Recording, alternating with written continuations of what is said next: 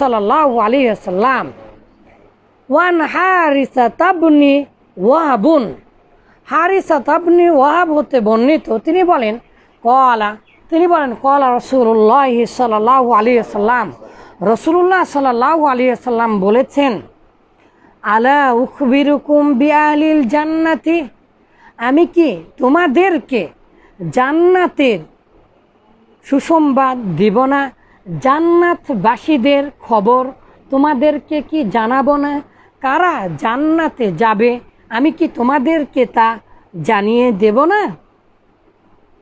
আজকের হাদিসটা প্রমাণ করবে যে শুধু হাদিসের অনুবাদ পড়লেই হবে না।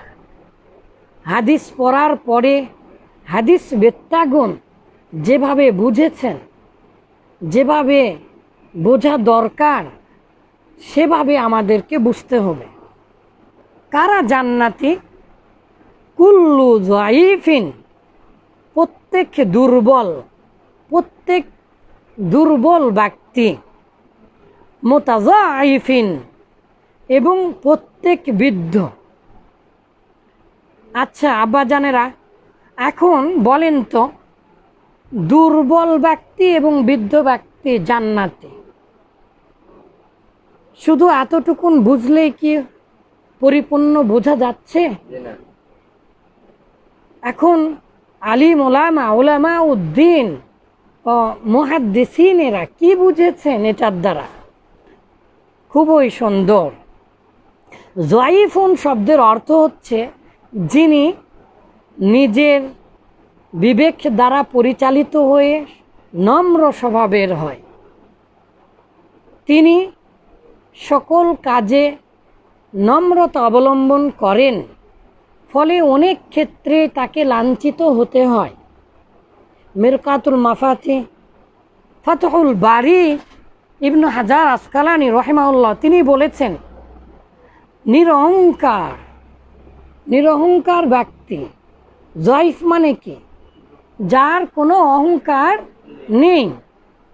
আমাদের সমাজে যে নরম স্বভাব, যে দুর্বল হয়ে চলে, যে সব জায়গায় রাগ দেখায় না, তাকে আমরা বলি ব্যাকডেটে, খ্যাত, তারপরে আমরা বলি যে স্মার্ট না। সেই রকম সরল সহজ মানুষ, তার মানে যেন সরল সহজ হওয়াটা অপরাধ। বলে একদম বোকা। কি বোকা? বলে সেই রকম সহজ, সেই রকম সরল সাদা। সুবহানাল্লাহ, সরল সাদা হওয়া এটা মুমিনের বৈশিষ্ট্য। যে যত চিটারি, কথাবার্তা, হ্যানত্যান, বাটপারি এগুলো করতে পারে, তাদেরকে আমরা কি বলি? স্মার্টনেস। আর যদি এরকম না করে, যদি তাহলে বলে খ্যাত, ভোগলু, বোকা, কত কি মফিজ, হ্যাঁ, কুদ্দুসা, কি জানো মানুষেরা বলে। আল্লাহু আকবার। মফিজের ইতিহাস আপনারা জানেন? ইতিহাস জানার দরকার নেই, আসলে কথা হয়ে যাচ্ছে। ঠিক আছে, ধরেন রাসূলুল্লাহ সাল্লাল্লাহু আলাইহি ওয়াসাল্লামের উদ্দেশ্য হচ্ছে যে সক্ষম হবার পরেও অন্যায় অবিচার করে না, যে মূলত সুন্দরভাবে নরম স্বভাবের হয়, ফলে তাকে অনেক সময় এই জাতীয় কটু কথা শুনতে হয়, সে জান্নাতে।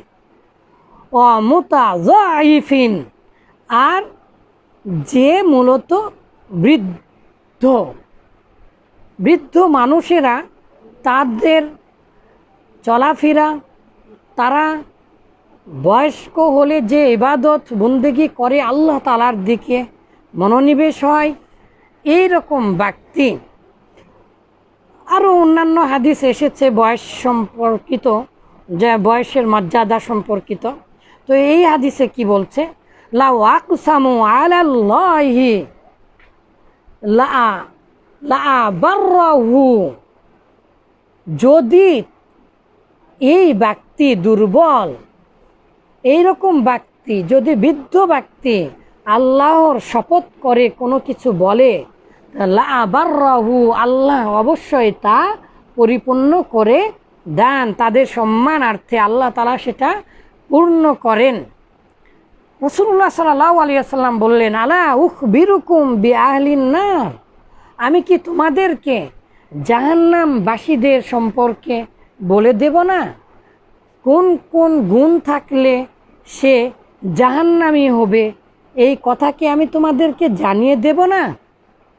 কুল্লু উতুল্লিন, প্রত্যেক ওই ব্যক্তি যে তুচ্ছ বিষয় নিয়ে বিবাদ করে, অযথা মশা মারতে যে কামান দাগায়, এইরকম তুচ্ছ ব্যক্তি, জাওয়াতিন, আর যে সম্পদ অর্জন করে সঞ্চিত করে, জাওয়াতিন মানে কি, জাওয়াজিন মানে কি বাবা, সম্পদ অর্জন করে, আলহাকুমুত তাকাসুর, টাকা পয়সা গণনা করে রাখে এরকম ব্যক্তি। হ্যাঁ, জাওয়াজিন, আর মুস্তাকবিরিন, যে অহংকার করে, যে অহংকার করে, যে সঞ্চয় জমিয়ে রাখে, গুনিয়ে রাখে, আর যে মূলত তুচ্ছ ছোটোখাটো বিষয় নিয়ে নিজের ফলাদি ফলায়, যে তার আমিত্বকে প্রকাশ করে, সেই ব্যক্তি জাহান্নামী। রাওয়াহু মুসলিম, মুত্তাফাকুন আলাইহি, ওয়া ফি রিওয়ায়াতিল মুসলিম, মুসলিমের বর্ণনায় এসেছে, কুল্লু জাওয়াতিন, ওই প্রত্যেক সঞ্চয়কারী যে অযথা সম্পদ সঞ্চয় করে রাখে, কালোবাজারি, মজুদদারি, এই যে বন্যা হচ্ছে, যে টাকা পয়সা দেয় না, সাহায্য সহযোগিতা করে না, জানিমিন, জারদ সন্তান। বাবারে, আমি এখনো এই যে জারদ সন্তানের কি দোষ, ওলাদুজ জেনার, পিতাহীন সন্তানের কি দোষ, কেন সে জাহান্নামে যাবে, এটা আমি এখনো খুঁজে পাইনি। এমনিতে আমরা হাদিস, অন্যান্য হাদিস এবং ফিকাতে জানি যে যারা জারদ সন্তান হবে তাদের কি, তাদের অনেক ক্ষেত্রে আছে, কিন্তু তাদের কোনো পাপ নেই। মনে করেন একজন ভালো আলিম গেল, আর একজন ওই পরিমাণের আলিম থাকলো, কিন্তু সে জারদ সন্তান, তখন সে অগ্রাধিকার পাবে কে, যে ভালো, যে জারদ সন্তান নয় সে। এইরকম কিছু বিধানাবলী আছে। এমনিতে জারদ সন্তানের কোনো দোষ নেই, পিতামাতার কারণে তার উপরে কোনো দোষ ইসলামে বর্তাবে না। কিন্তু এই হাদিস দ্বারা কি উদ্দেশ্য আমি এখনো পাইনি। তাহলে কি আপনি বলেন শুধু অনুবাদ পড়লেই হবে, নাকি বুঝতে হবে?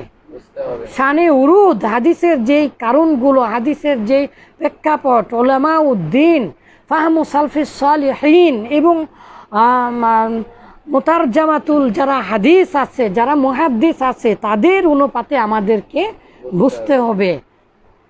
আর মুতাকাব্বিরিন, যারা অহংকার করে, তারা জান্নাতে প্রবেশ করতে পারবে না। আমরা অহংকারের ভয়াবহতা সম্পর্কে হাদিসগুলো অচিরেই জানবো ইনশাআল্লাহ।